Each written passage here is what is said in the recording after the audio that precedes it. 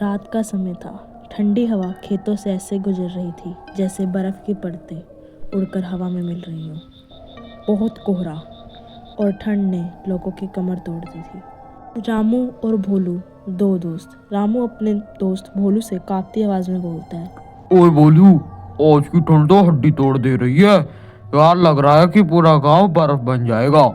तभी भोलू अपने दोस्त रामू को कहता है, सही कह रहा है यार तू, लेकिन सुन, रात में पुरानी हवेली के पास मत जाना। सुना है वहाँ कोई घूम रहा है। तभी रामू घबराकर अपने दोस्त भोलू से कहता है, अरे छोड़, ठंड ही काफी है डराने को। दोनों हंसने की कोशिश करते हैं पर ठंड की चुभन हंसी को थरथरा देती है। हर रास्ते पर कोहरा बहुत घना था। घर लौटते समय अचानक जंगल की तरफ से किसी के कर्राने की आवाज़ उन्हें सुनाई देती है। पर दोनों ने पुरानी हवेली की कहानी के किस्से सुने हुए थे और दोनों में से किसी की भी हिम्मत उस आवाज़ को सुनकर वहाँ पीछा करने की नहीं हो रही थी। बस उन्हें किसी तरह लग रहा था कि वो घर पहुँच जाते, पर शायद आज उनकी किस्मत में ये नहीं लिखा था। उनके साथ आज कुछ ऐसा होने वाला था जिससे उन दोनों की ज़िंदगी हमेशा के लिए बदल जाने वाली थी। गाइस, ऐसे इंटरेस्टिंग वीडियो देखने के लिए हमारे चैनल को सब्सक्राइब कीजिए और गाइस, दुल्हन पार्ट 1 और चिनबा स्टोरी को ज़रूर देखिए। उस आवाज़ को सुनकर भोलू रामू से कहता है, रामू, तूने सुना ये किसकी आवाज थी यार? पर तभी रामू घबराकर अपने दोस्त भोलू को बोलता है, हाँ, जैसे कोई ठंड में कांपते हुए मदद मांग रहा हो। फिर से एक आवाज़ सुनाई देती है, बचा लो, बहुत ठंड है यहाँ, कोई मुझे बचा लो, मैं यहाँ ठंड से कांप रहा हूँ। तभी रामू अपने दोस्त भोलू से बोलता है, यार ये तो इंसानी आवाज लग रही है यार, क्या पता किसी को कुछ हो रखा हो। हमें देखना पड़ेगा यार, चल भाई देखते हैं क्या हो रखा है यहाँ पर। तभी उसका दोस्त उससे बोलता है, अरे तू पागल है क्या? अगर कोई हमें ही मदद दे दे वही बहुत बड़ी बात है। कहीं चुड़ैल हुई उसी हवेली की तो आज हमारा आखिरी दिन होगा। नहीं भाई, हम ऐसा रिस्क नहीं ले सकते। तभी फिर से एक आवाज़ सुनाई देती है, कोई मेरी आवाज सुन रहा है क्या? मुझे बचा लो, बहुत ठंड है यहाँ पर। तभी रामू अपने दोस्त से कहता है, भाई ये आवाज इंसानी लग रही है और अब हमें जाना ही पड़ेगा। अगर हम नहीं जाएंगे तो क्या पता किसी को हमारी मदद चाहिए हो। चल भाई देखते हैं चल के। रामू अपने दोस्त को समझाते हुए उसे थोड़ी हिम्मत देता है। अब भोलू को भी ऐसा लगता है कि शायद उनकी मदद की ज़रूरत सच में किसी को है। वो डरते हुए पेड़ों के बीच से जाते हैं और जब वो देखते हैं इनसे उनकी आंखें फटी रह जाती हैं। एक बूढ़ा आदमी इतनी घनी ठंड में पेड़ के नीचे बैठा कर्रा रहा है और वो बुरी तरह से कांप रहा होता है। तभी रामू बोलता है, बाबा, यहाँ क्यों बैठे हो इतनी ठंड में? तभी वो अनजान बूढ़ा आदमी बहुत हल्की सी और कर्राहट भरी आवाज में रामू को बताता है, मेरे घर दूर है, ठंड नहीं सह पा रहा बेटा, मेरी मदद कर दो। वो बूढ़े आदमी के कपड़े बुरी तरह फटे होते हैं। वो देखने में बहुत करीब प्रतीत हो रहा होता है और ठंड ने उसके ऊपर इतना बुरा कहर किया है कि उसकी हालत बहुत नाजुक होती है। तभी भोलू रामू को बोलता है, चलो इसे उठाकर मेरे घर ले चलते हैं, यहाँ बहुत ठंड है यार। वो बूढ़ा आदमी बुरी तरह से बीमार था। वो उठ तो जाता है लेकिन उसकी परछाई ज़मीन पर नहीं पड़ती। रामू धीरे आवाज़ में भोलू के कान में बोलता है, भोलू देख, इसकी परछाई ही नहीं है, क्या पता ये चुड़ैल और हमारे साथ कोई दिक्कत हो जाए। इससे अच्छा हमें यहाँ से जाना चाहिए। भोलू का चेहरा ये बात सुनकर पीला पड़ जाता है।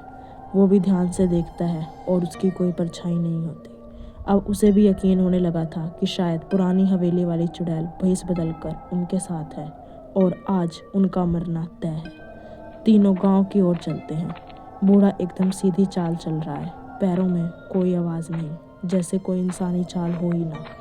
भोलू धीमी आवाज़ में बोलता है, रामू, ये इंसान नहीं है, ये कुछ और ही है, शायद कोई प्रेत या आत्मा।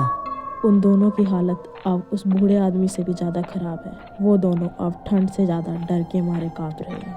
पहले देखने में ऐसा लग रहा था कि उस बूढ़े आदमी को मदद की ज़रूरत है, पर अब रामू और भोलू को उससे ज़्यादा मदद की ज़रूरत प्रतीत हो रही है। भोलू बहुत ज़्यादा डरा है और वो रामू से कहता है, तो फिर क्या करें यार, कहाँ छोड़ दें इन बाबा को, क्या कर सकते हैं अब हम? अब वो इसे छोड़कर कहीं आगे जाना चाहते थे। तभी वो बूढ़ा अचानक पीछे मुड़कर कहता है, मैं समझ सकता हूँ तुम्हारी बातें बेटा।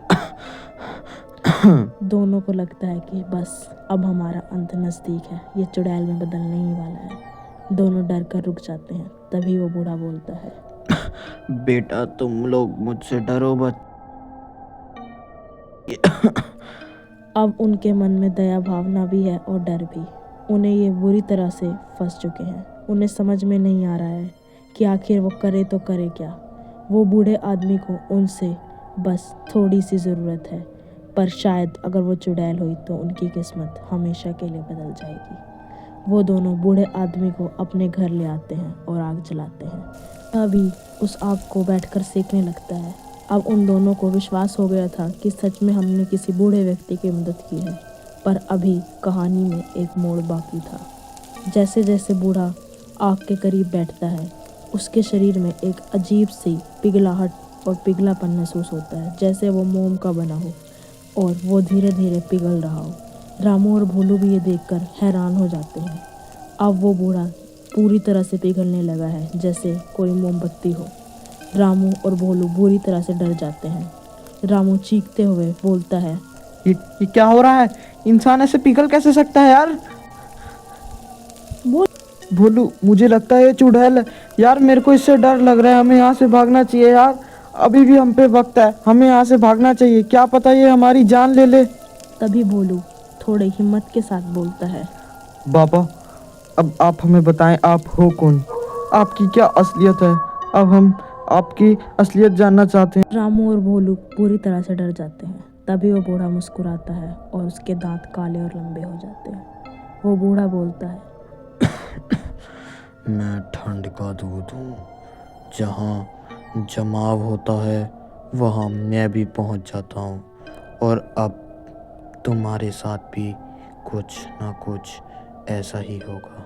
अचानक वो बूढ़ा एकदम से राक्षस में बदल जाता है। पूरा शरीर उसका काला पड़ जाता है। तभी वो राक्षस बहुत गंभीर आवाज में बोलता है, मुझे आग चाहिए, नहीं तो तुम लोग भी मेरे साथ जम जाओगे। रामू और भोलू पीछे हटते हैं और वो बहुत जोर से भागने लगते हैं। बिना कुछ देखे वो दोनों भागते हैं। रामू बोलता है, भाग भोलू, ये तो पूरा बर्फ का राक्षस है। दोनों दरवाजे की तरफ दौड़ते हैं, लेकिन दरवाज़ा जम चुका है। भोलू एक जलती लकड़ी उठाता है और उस राक्षस की ओर फेंकता है। राक्षस दर्द से चिल्लाता है, नहीं, आग मेरा मौत है। रामू जल्दी से पूरा चूल्हा राक्षस पर गिरा देता है। घर धुआं और चिंगारियों से भर जाता है। कुछ क्षणों बाद वो राक्षस बुरी तरह से जलने लगता है और वो राक्षस इस बात का सिर्फ वहाँ पर व्यंग्य कर रहा होता है कि उसे आग चाहिए, क्योंकि उसे सच में आग नहीं चाहिए। वो सब कुछ जमाने के लिए ही ऐसा कर रहा है। कुछ क्षणों बाद राक्षस बर्फ़ के ढेर में बदलने लगता है और वो पूरी तरह से जम जाता है। भोलू और रामू ने पहली बार अपनी ज़िंदगी में कुछ ऐसा देखा था। अब उस जगह पर बहुत ज़्यादा गर्मी लगने लग जाती है, जैसे वो राक्षस की वजह से वहाँ पर ठंड थी। भोलू सांस लेता है और रामू से कहता है, बच गए यार, वरना आज तो हमारी। रामू तभी भोलू से बोलता है, हाँ, लेकिन आज समझ आया, असली ठंड बाहर नहीं, डर के अंदर जमती है। दोनों एक दूसरे को देखते हैं और घर चले जाते हैं।